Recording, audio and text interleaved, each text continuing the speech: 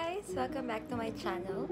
And for today's video, I'd like to make a room tour. So, pasensya na kayo, yung room ko hindi naman ganun kaganda at hindi ganun kaayos. But for everyone na nagpo-wonder like sa mga stories ko or sa mga post ko na iniisip sobrang ayos ng room ko. So, you'll find out now. So, check it out.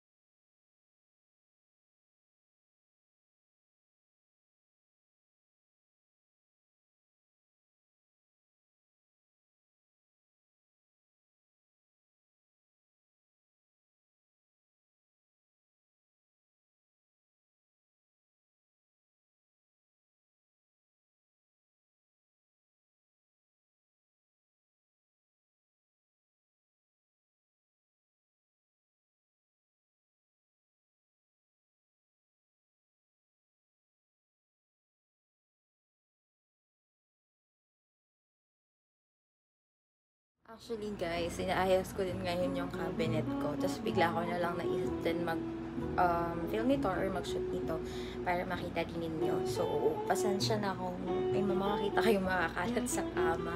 So, yan. So, dito naman tayo ngayon sa aking closet. So, first kong bubuksan is yung mga ano ko, kung saan nakalagay yung mga dresses ko, mga office, gano'n. So, here.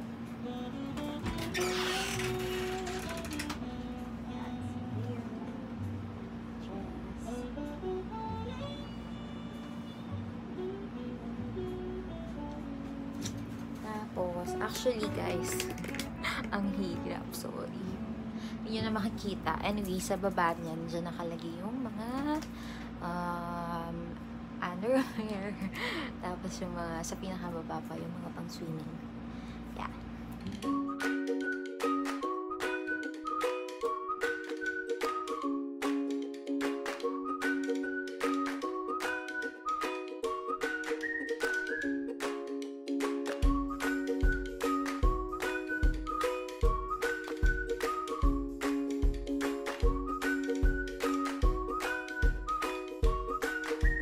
Done on the first cabinet, so dito tayo sa second na door.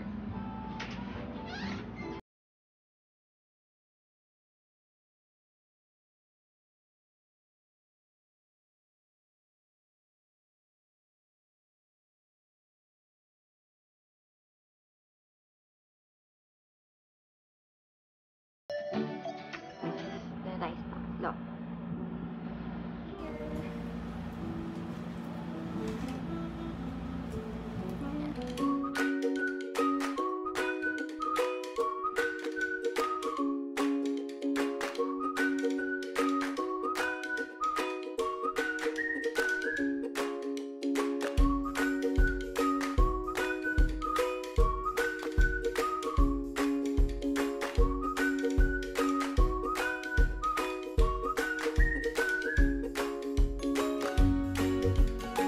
Nakita nyo na nga yung cabinets ko.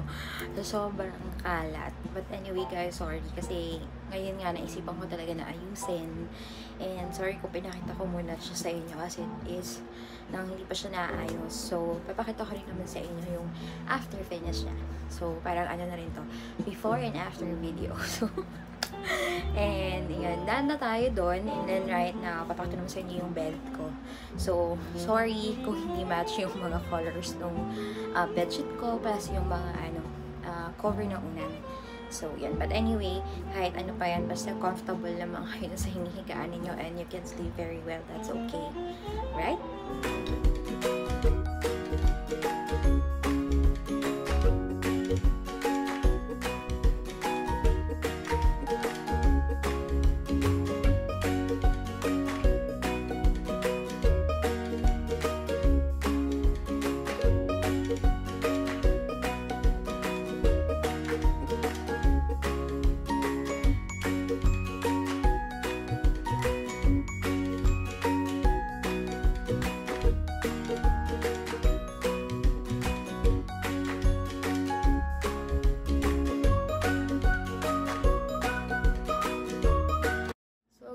We are done with my room tour and I hope you enjoyed as much as I did.